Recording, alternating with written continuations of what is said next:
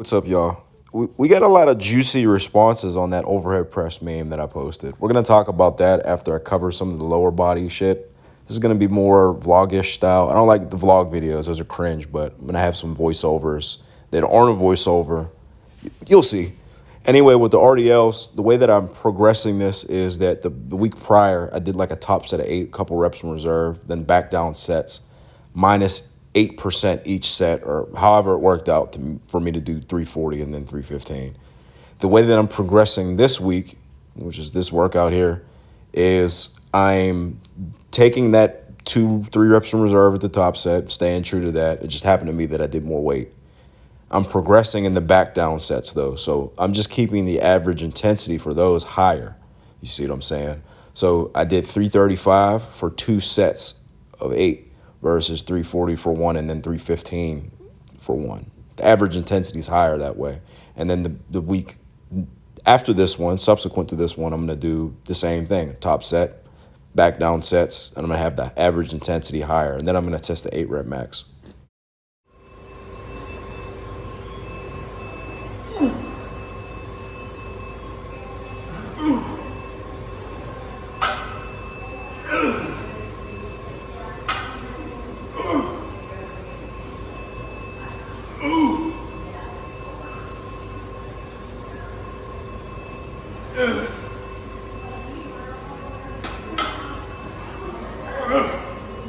Let's go.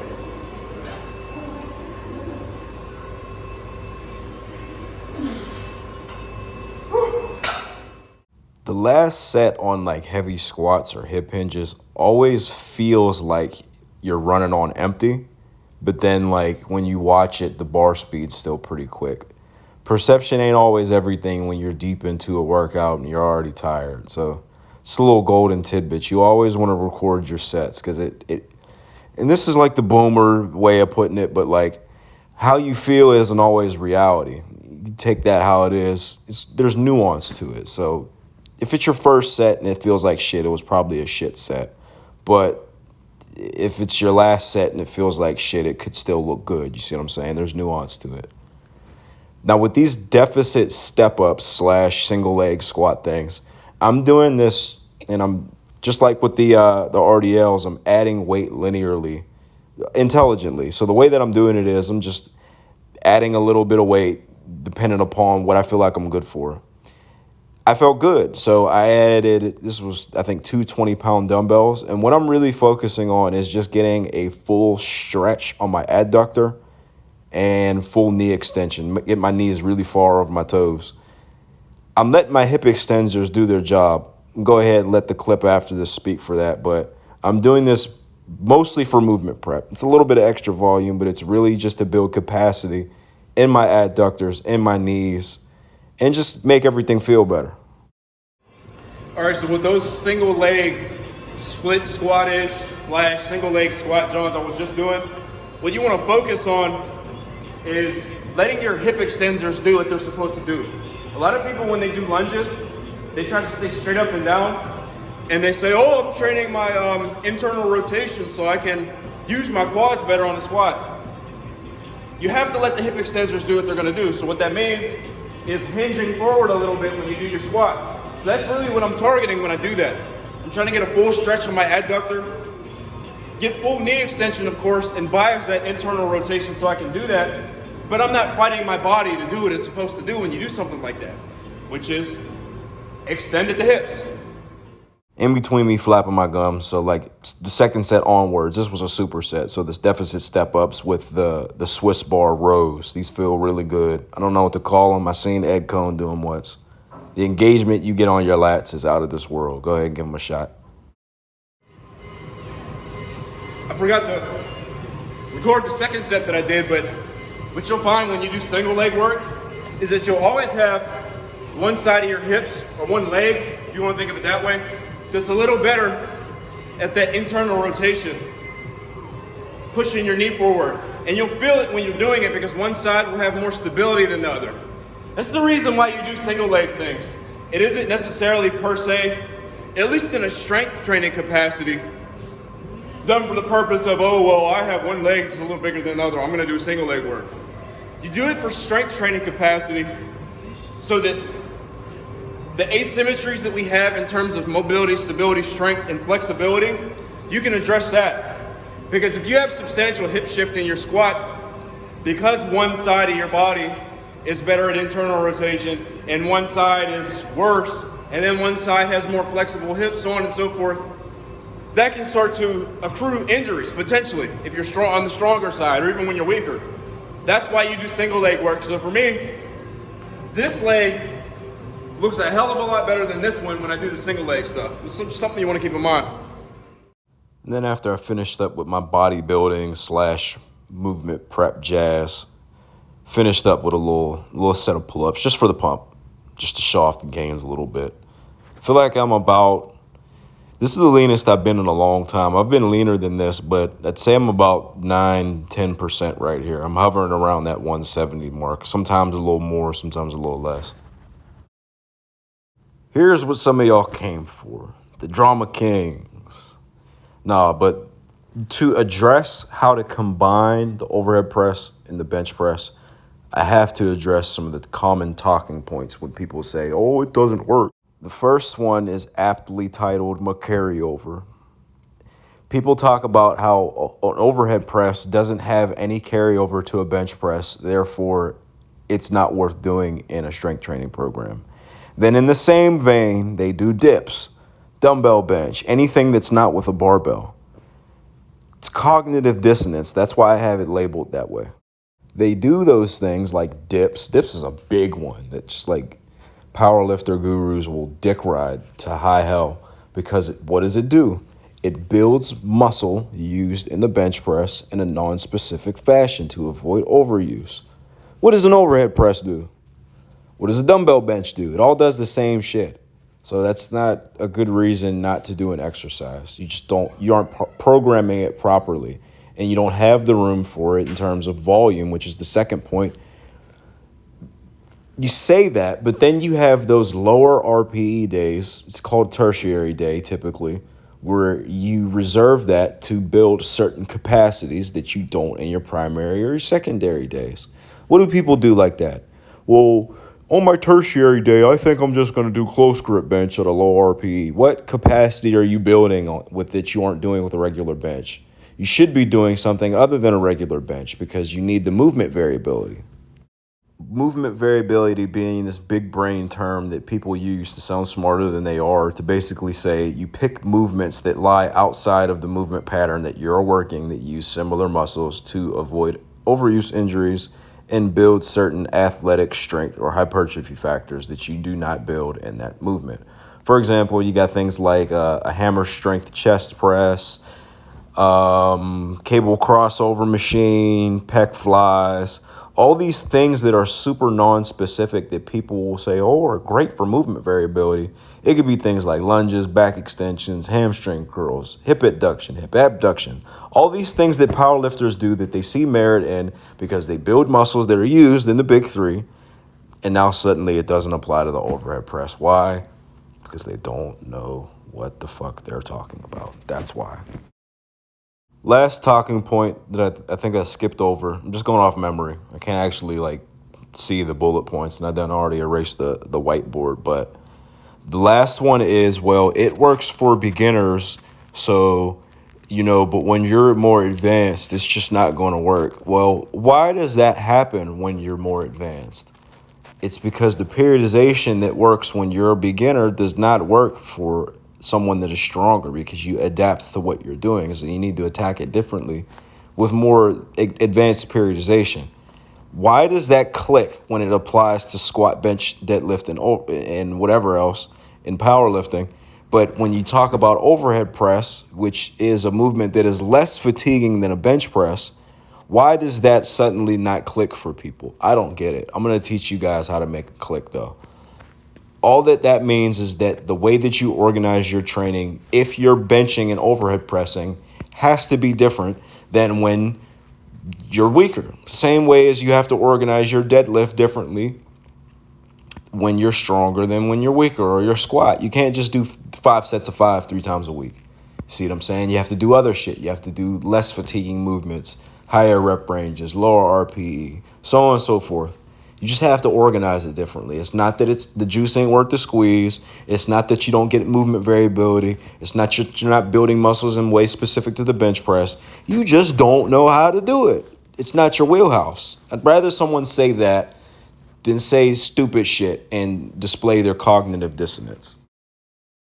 Now, with that being said, if you're a big arch bench presser and you take an extremely wide grip to the point where you're not really recruiting anything but triceps and it's an extreme partial lift, yes, overhead press is not going to be the best option for you. That's one instance where it won't be the best option for you. Two, the best option for you when you're an super advanced, super elite powerlifter that is training within a weight class that can't gain any more weight or they'll be over in that weight class.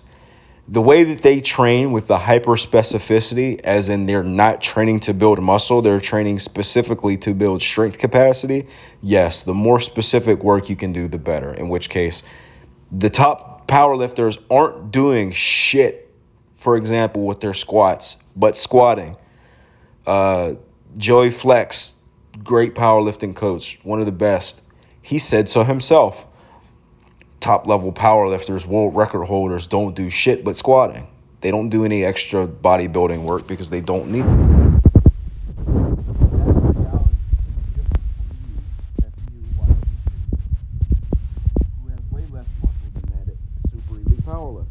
More than likely, you have way less muscle than me. I have way less muscle than these people. See what I'm saying? Like, there's this level. Unless you're a super elite level performer in powerlifting, and you train within a weight class, overhead. Now, all the ranting and debunking out of the way, we can get down to the nitty-gritty, which is the programming application. The way that you're going to want to program bench and overhead press is very simple. It's the same way that you would program squat and deadlift. This is actually a great point that I didn't even think to write on the whiteboard that just displays further cognitive dissonance. We're going to explain this succinctly. I'm going to keep it succinct. A squat and a deadlift are about as similar as a bench and an overhead press are. Meaning that they use similar muscles, but they really ain't the same movement. You can do certain things technique-wise to make one resemble the other a little bit more, i.e. you can lean back a little bit more on an overhead press to make it a super-duper high incline press, which is still an overhead press, but it does use a little bit more of your upper chest, okay? The same way that you can do that, you can turn a squat more into a hip hinge and turn a deadlift more into a squat. You do these things to lift more weight. It doesn't occur to these powerlifters that they train squat and deadlift concurrently to one another, and you can manage the two without the two interfering with one another. You see what I'm saying? But there's going to be fatigue accumulation if you don't do it properly. So that's what we're going to get into now. Anywho, just like with the squat and deadlift, you can do them both on the same day. One just has to be the focus of the workout versus the other is secondary in the workout. So the way that I do it, I just lay it out generically, and then we'll go into specific programming. You have a bench focused day where you also do an overhead press, and then you have an overhead press focused day where you also bench. You want to organize exercise selection so that you're hitting everything where you need to hit it. So for a bench focused day, it could be something like a Butler press if you're on the stronger side, a slight incline press, a seated overhead press, a football bar bench floor press, a regular floor press, a football bar bench. Exercises like that all are bench exercises, but they have a degree of carryover to the overhead press. So with the slight incline benches, which is the Butler press, and then the actual slight incline bench, you can do that with a barbell. Football bar, Duffalo bar, dumbbells, whatever the case may be. It has carryover because it's at a slight incline. It's still close to a flat bench, but it's at a slight incline, so it has a degree of carryover to the overhead press because the incline's higher. With close grip bench, or any bench where you're relatively close, and by that I mean your pinkies on the innermost ring, and that's the farthest. That's a relatively close grip by powerlifting standards. It's going to be relatively close to your overhead press grip as well. Anything like that is going to have direct carryover to your overhead press, in that since the grips are the same, the amount of elbow extension and elbow flexion you're going through is identical to your overhead press. So if you can lock out close grip bench 315 pounds, you're never going to have an issue at the very topmost part of the overhead press ever. Now, it might be at the chin level or, at the eye level is your sticking point. But once you get to that point where it's all triceps, you're never going to miss that. So that's why it has those close grip presses with the bench press, even if it's flat, has direct carryover to your overhead press. In addition, if you have a relatively long range of motion or relatively close grip, the two are most of the times congruent with one another, your shoulders are going to go through a pretty good range of motion, even if it's assisted by your pec. So it'll have that but partial carryover in that regard. Like I said, it's being assisted by your chest, but your shoulders are still going through a good range of motion. Now, with your press day where you're focusing on overhead press, whereas you would be doing 2 benches and 1 overhead press, you're going to do 2 overhead presses and 1 bench. Bench press, it can benefit from more bench variations, but provided that you're working a pressing variation that is the main driver of your progress. So the Omni press, a Spoto press, a Larson press, slide incline bench, something like that. Anything that you do after that is an adjunct to it, meaning it is in addition to, it's extra, it's supplementary. An overhead press fits that bill perfectly because it's still working your triceps. You're still getting a lot of chest volume from your previous pressing day in the order of the way that I'm doing it now, still like 15 sets of chest per week. You see what I'm saying? So I'm not missing out on any volume in that capacity. And you won't be either, more than likely, because you don't more than likely need as much volume as I do to get stronger or get bigger, because I'm bigger and stronger than a lot of people that are watching this, at least in terms of the bench press. Now, with that being said, as far as the overhead pressing variations, it's kind of the same thing. You're picking variations, and they're circled later in the program. You'll see it where I'm directly referencing those main exercises that are your primary drivers of progress. You're using the main overhead presses as the main work, and then the other secondary overhead presses as complementary exercises. But you should be able to make progress with just those main presses, I guess is what I'm saying. Now, in addition, I am going to recommend that you have a tertiary day where you do your odds and ends exercises. So it's like your upright rows, your side laterals, your Lou raises, your power raises, your rear delt work, your chest supported rows, so on and so forth. Now for the nitty gritty, the programming shit. A lot of this borrows from the Berserk method because, like I said, that's my particular style of programming. Even if I deviate from it, I'm still going to use that as my baseline way of programming things. So I'm still having that preparatory single. I'm capping it at 90% just because I want to keep fatigue as low as possible because I'm training multiple things at once. I'm training my Butler press how I always have been, as long as I have been using it. You do 4 sets of 8. That's going to be a top set of 8, 8% back downs each set. This is the very first time you do it, okay? Now, with your subsequent weeks, you progress by doing more sets without that 8% back down. So let's just say you do 230 times 8, whatever 8% minus is, say 220, for example. Then you do 210, then 205. The week after that, you may do 230, 220 times 2, and then 210. You see what I'm saying? Then you do that for 3 weeks, and then you do an 8-rep max on your 4-week. Rinse and repeat. That's how I'm progressing with that. Now, the seated overhead press and the football bar bench is a simple reps in reserve progression. You're doing 3 sets of whatever at whatever reps in reserve. Say start at 4 reps in reserve, then 3 reps in reserve the next week, 2 reps in reserve the next, 1 rep in reserve the next, and then if you want 0 reps in reserve. But I wouldn't go to failure. I'd just go back to 4.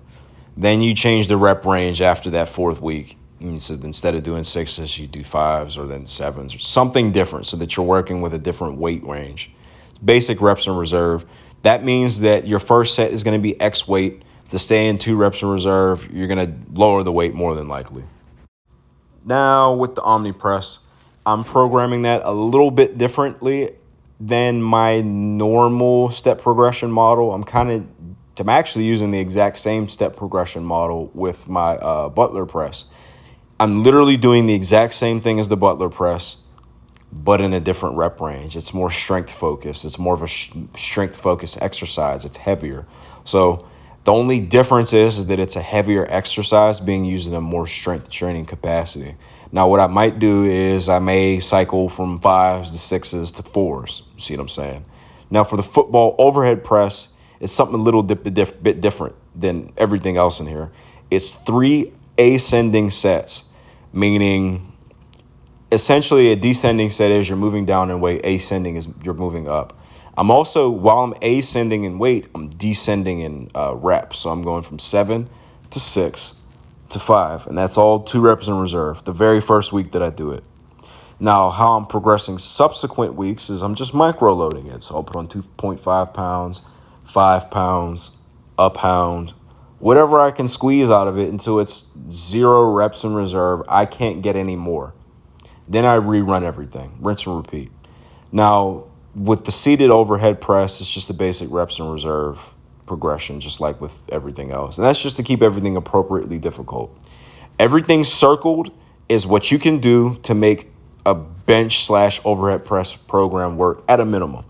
Everything else is just not icing on the cake because it's not that unimportant, but it's like the cheese to a burger. You see what I'm saying? A cheeseburger without cheese is still a burger. You can still eat it and still get all the macros, basically. The last thing, and this is going to be the quickest part because I made a whole other fucking video about this, movement prep. I'm going to go ahead and link that in the description. Everything in that video applies to this video. Now, in terms of back work, you're going to work your antagonist muscles as part of that warm-up. And then in the midst of your workout, you'll, of course, periodize your rows accordingly. I also have a separate video discussing that, which I also will link in the description. Let me know if y'all have any questions. Go ahead and leave a comment. If you disagree, better come correct in them comments, because if you speak on something I said in the video, I'm going to be like, hey, bro, watch the video. Go ahead and like and subscribe. Hit the bell notification. I'll see y'all later. Peace.